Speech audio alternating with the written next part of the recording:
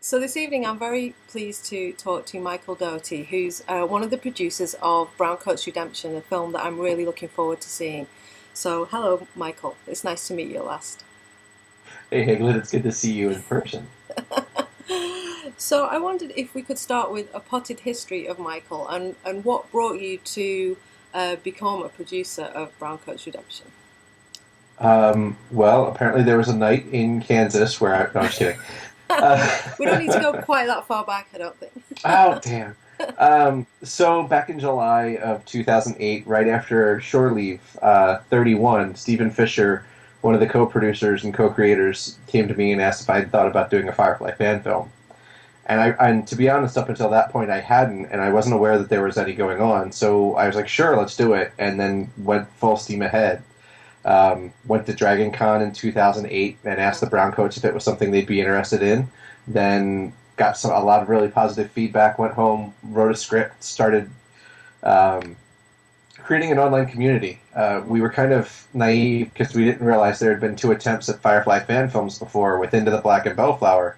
And when we started doing the research, we kind of was like, you know what? Browncoats deserve something that actually gets completed. Unlike Star Trek and Star Wars, we don't have a slew of fan films. We don't have a slew of TV shows or movies or anything. Mhm. So it was with that commitment and kind of taking this seriously as a business that we decided to move forward and created a milestone of ensuring we'd be on time with delivering the movie September 3rd, 2010. Oh, so you're going to actually release the finished product in this year.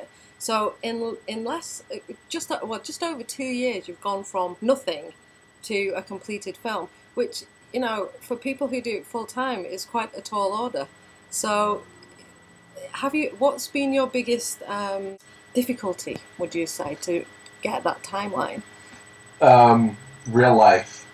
The reality is that we're all trying to do this around our day jobs, and we're trying to keep our spouses happy and accomplish everything that we can, still doing what normal movie studios would take full time jobs to do. Yeah. So for me, it's, and I know a lot of people working on the project as well. You go and you do your 9 to 5 day job, come home, spend about an hour with the family, and then just stay up till 2 o'clock in the morning working on the film. Um, and then the filming process was just filming on weekends. Got really lucky. There was a couple people, um, Dan, Bruce, and Sabrina, who were able to work full time around the clock Hmm. during the construction of the ship to be able to be there 7 days a week to work on it. And without that, I don't think we would have been able to do that on time. So it's without great browncoats, this wouldn't have happened. And I really appreciate what you said about people that have done this. It was a daunting task, and when we set up the milestones, we didn't realize how big of a challenge it would be. But the last thing we want to do is put something out there and say we're going to do it and then not meet that goal. No, I think I mean, it's a very challenging timeline, but the fact that you've managed to, well, I mean, we've seen the rough cut. I've seen the rough cut. So, I mean, we know that you're really on track to releasing it. So, you've done it extremely well. So, what do you think your greatest achievement is in creating the film? I think the biggest achievement is getting complete strangers together, and this has kind of shown what Firefly fans are really all about to me. Is to be honest, there's probably 10 people that I knew at the beginning of this project on a 1-to-1 basis. That being Heather Fagan, who plays Captain Laura Matthews, Mm-hmm. my wife, who is the costume designer, and a handful of other people. But beyond that, the 80 plus people who have volunteered their time were complete strangers to me beforehand. We found them through Facebook, through word of mouth, and through various different resources, and it's just a community that's now built. And what makes me really proud is a year later after filming, we all find a way every month to get together and do something. The Browncoat groups as a whole will just get together, and like they got to watch the rough cut and make notes, and they got to get together and talk about different things. And it's really humbling to me because, to my understanding, even most independent film projects don't do that. You come in, you do your job, and you leave, and we've got a nice little family out of it. Well, it seems to me from the interactions I've had with you and other people involved with the film, is that it isn't just oh, we're going to do a film and then that's the end of it. Because I don't think browncoats work in that way anyway. You see, I don't know anybody who's an ex browncoat. Yeah, that's. We've got a lot of new Browncoats. We don't have any people that are like, you know what, Yeah. I liked Firefly, but not anymore. Yeah. Uh, and it's really amazing because it's the reaction is coming, but the reaction of people watching it for the first time and getting pissed off that Yeah. it got canceled. That was like, this was on TV, Mm, and it's not anymore. mm, And then just it makes them even more impassioned to want to do a good job. mm. Yeah, I watched it in 2002 when it was on TV and followed it around from like all over the time frames in the 2 weeks while Major League Baseball was on, and then got heartbroken after it got pulled off the air.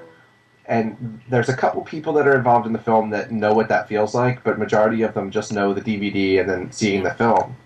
So for those of us that were there in the beginning, this is kind of like, full circle for us. Not that we're not waiting for another Firefly or Serenity, because we Yeah. absolutely are, Mm. but it gives us a sense that, all of this was not in vain. I mean, we didn't wait for nothing. It just gave us something to work on until the next piece comes out.